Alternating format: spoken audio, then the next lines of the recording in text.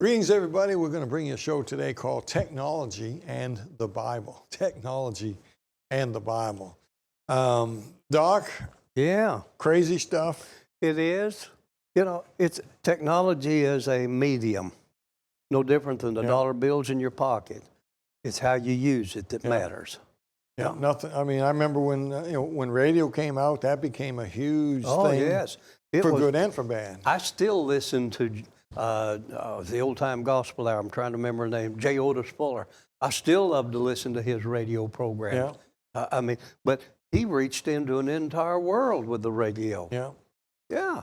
And so, technology is not bad. No. But it can be used for bad, and it can be used for good, just like television. Just like what we're doing. YouTube, radio. And this being a YouTube clip, but I go to what the Lord said, to be wise as serpents, but harmless as doves. Yeah.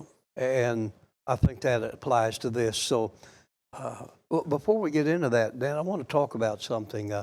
She's got a picture of it, and I've got one right here. This little radio, it's solar charged, or it's got a generator thing on it where you can wind that thing up, and it's got a place where you can put the mini whatever it is, or a USB back here. This can be placed in the hands of anybody anywhere in the world, and it can have the Bible in their language. It can have gospel message in it. It can have, let's say we wanted to teach like we're doing right now through the book of Daniel. You can put that in there and then teach somebody in their language all the way through and for $25. And so what I wanted to let our folks know is that through my ministry, I already support several mission projects and Bible printing things. And I'd like for folks to have an opportunity, if they wanted to help purchase one of these for a missionary to give to a national pastor. There are places in the Amazon jungle where they're taking these, and the whole village gets together and listens to the Bible. Yeah. All they had to have is one of the solar, charge it back up. It's got batteries, or if they're in a nation where they can actually charge it up just like you would your cell phone.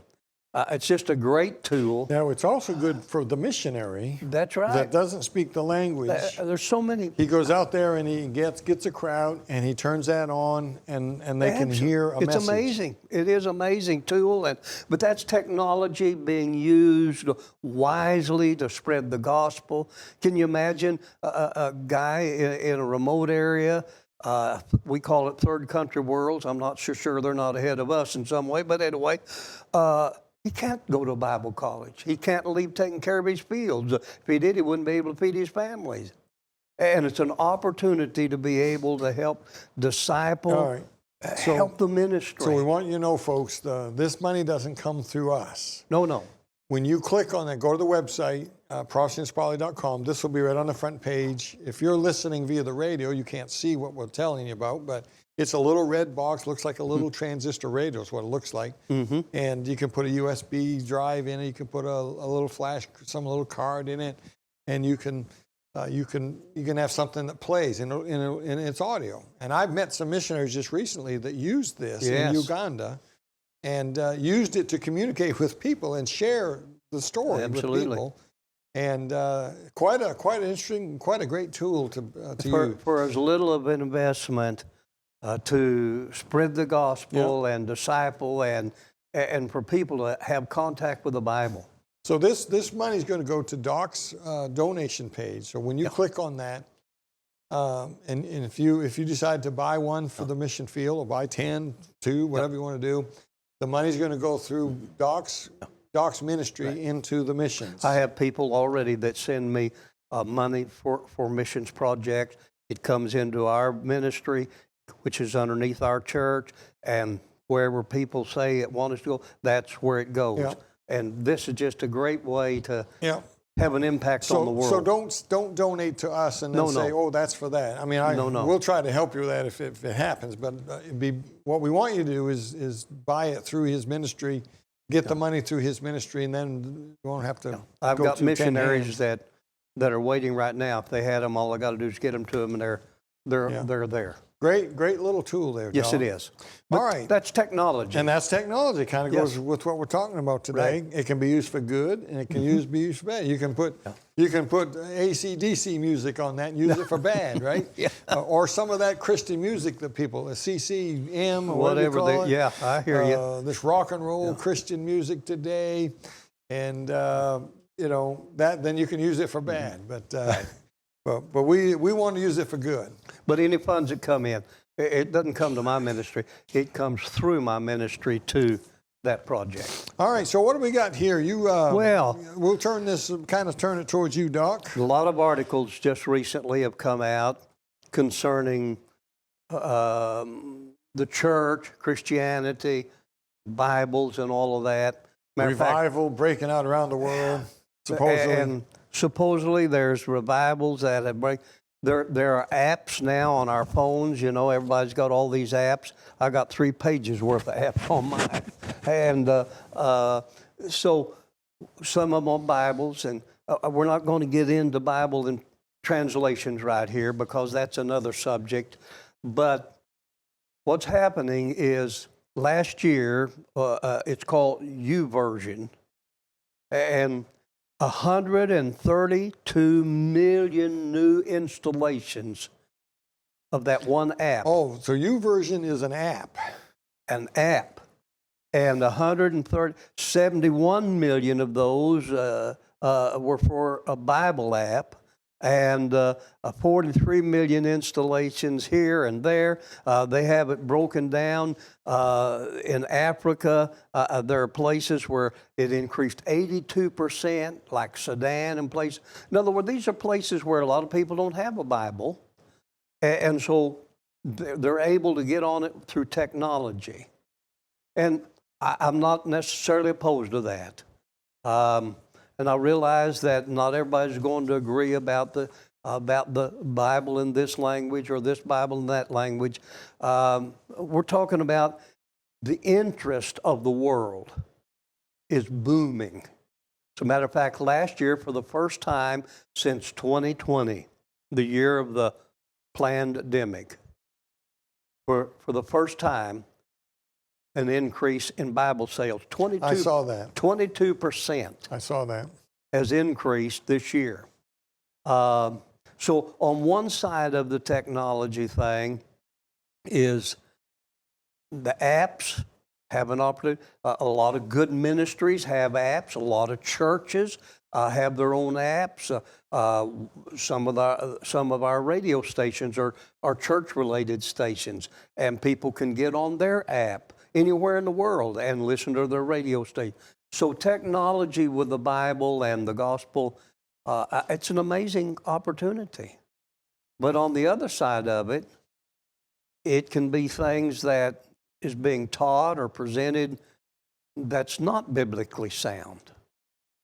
And that brings me to the thought of what happened supposedly last year and even a little bit of the year before. Everybody heard about all the quote-unquote revivals that swept through all these college campuses. At college in Kentucky, we talked about. I don't know how many colleges now that this has been. And I'm not saying, don't get me wrong, I'm not saying that people might not have got saved, Dan.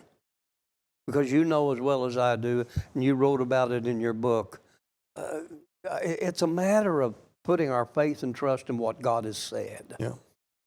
But the article that I read last week and one the week before that from another writer was connecting the number of baptisms with the number of conversions. In other words, everything right now through technology, Dan, including many of our good churches having their ministry, people are watching their church ministry and not being in church. Somebody said it's kind of like you can turn your TV on and you can get that fireplace up there and you can hear it crackle and you can watch the plane, but you don't get any heat. And that's about what's happened. And I'm not opposed to a church using the internet for Facebook or whatever. But what's happening is technology is taking people out of the church and it's disconnecting them from the Bible and from a man of God that gives the preaching of the sense of the Word of God. And what's happened is last year they talk about how that there's such a great revival that's sweeping. My question for you in our audience, do a little history and look at the great awakenings of the past and tell me that they did not impact the growth of the church. Yeah. Because it did. So in the same article, they give the decrease in the percentage. I'm not going to look at all of that, but right now in America, the people that go to church on a fairly regular basis in America is about 38%. 50 years ago, it was 78%. Yeah. So what's happening is everything is being moved out from underneath the authority of the church. A lot of that has to do with people not having a biblical understanding of the word church.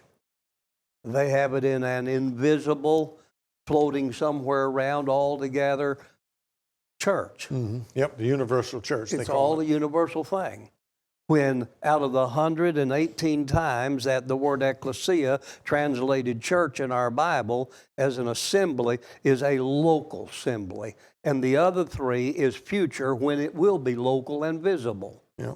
So what's happening is through technology, the access to the Bible and the access to doctrine that is being presented is outside of the church. So if we're having a great sweeping revival, where and how do you reconcile that with the decrease of the attendance of the church? And we talked about this a year or so ago when this was happening, and yes. She'll put my book up there. I think a lot of this comes from a misunderstanding of what salvation is. True. And a lot of that comes from a misunderstanding of what we mean by the gospel. Mm-hmm. And I write in my Redemption Through the Ages book here, what is the gospel, on page 43. And I say there are 2 definitions of the word gospel that most have been taught in the last 60 years. Gospel means good news, they say. Mm-hmm.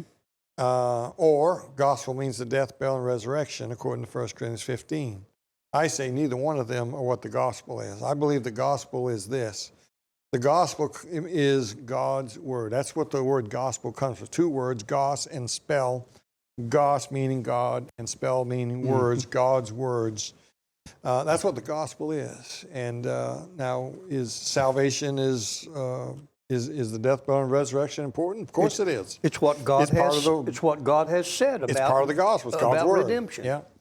And but I think a lot of this stuff is based on emotions and people going forward and tears. Well, I'm confident that this sweeping through a college and 2,000 of them go down to get baptized.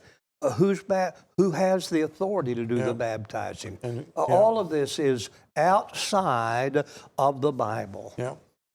Well, I wish we had more time, but time has fled away here. Thanks for listening in today, and we'll catch you next time. Till then, keep your eyes on them skies.